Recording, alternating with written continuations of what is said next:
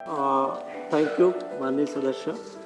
आपने जो प्रश्न पूछा वो सही है कि क्या हम दूसरा फर्टिलाइज़र के लिए नैनो टेक्नोलॉजी का इस्तेमाल कर सकते हैं।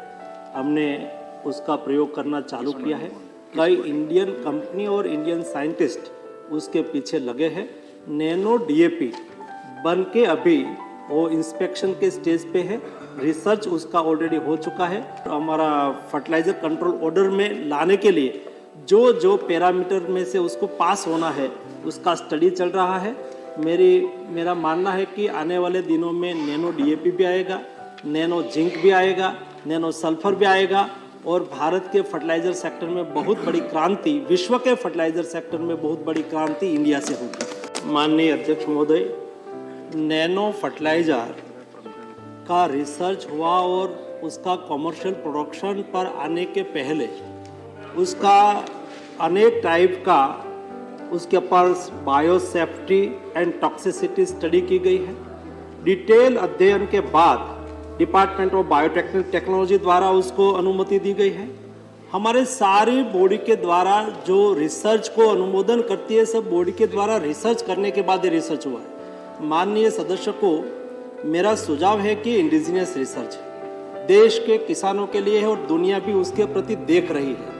बिना कारण से हमारे देश में उसके सामने क्वेश्चंस खड़ा करके दुनिया की कोई लॉबी को अपॉर्चुनिटी ना दे दे, ताकि वो लोग हमारी नैनो फर्टिलाइजर के सामने उंगली उठाए और हमारी रिसर्च अप्रूवल बॉडी के सामने उंगली उठाए।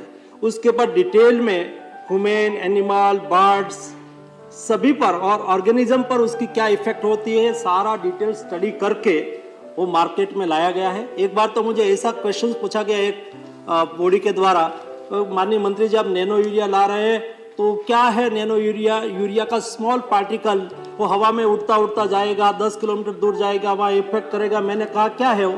तो कि नाइट्रोजन। मैंने कहा हवा में क्या होता है? नाइट्रोजन। तो नाइट्रोजन कहाँ उड़ेगा, कहाँ जाएगा, उससे क्या फर्क पड़ेगा? ऐसा क्वेश्चंस करने वाले बहुत लोग आएंगे। लेकिन माननीय अध्यक्ष महोदय, देश का इंडिजिनियस किसानों के लिए बहुत बड़ा रिसर्च है। दुनिया भी उसकी स्टडी करे और दुनिया डिमांड कर रही है कि आप हमें सप्लाई करो, आप नैनो का प्लांट हमारी कंट्री में लगाओ।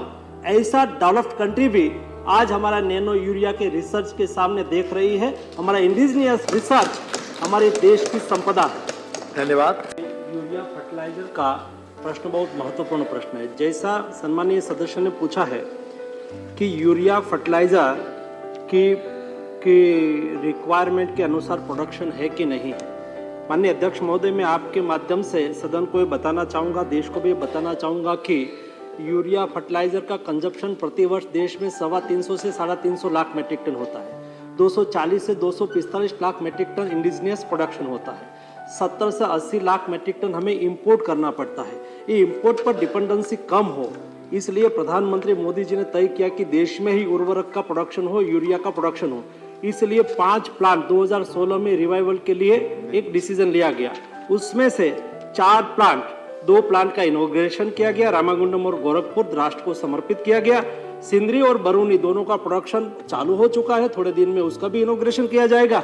और तालचर प्लांट है, उसका भी काम तेजी से चल रहा है, 2022 तक पूरा हो जाएगा। माननीय अध्यक्ष महोदय, मैं आपके माध्यम से विशेष ये बताना चाहता हूँ कि मोदी गवर्नमेंट किसानों के प्रति कमिटेड गवर्नमेंट है।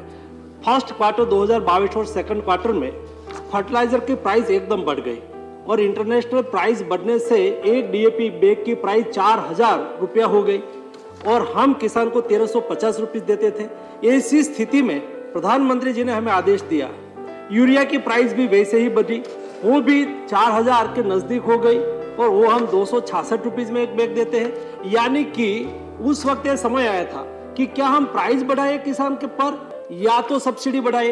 ऐसी स्थिति में मोदी जी ने कहा हमें किसान के प्रति कोई बोझ नहीं डालना है, किसान को मदद करना है और इसलिए सालाना एक मिनट ये इम्पोर्टेंट है, इसलिए माननीय अध्यक्ष सारे सवाल इम्पोर्टेंट है माननीय मंत्री जी प्लीज। एक 1.25 लाख करोड़ की हमारी सब्सिडी थी, प्रधानमंत्री जी ने 1.25 लाख करोड़ की सब्सिडी बढ़ा के 2.5 लाख करोड़ कर दिया।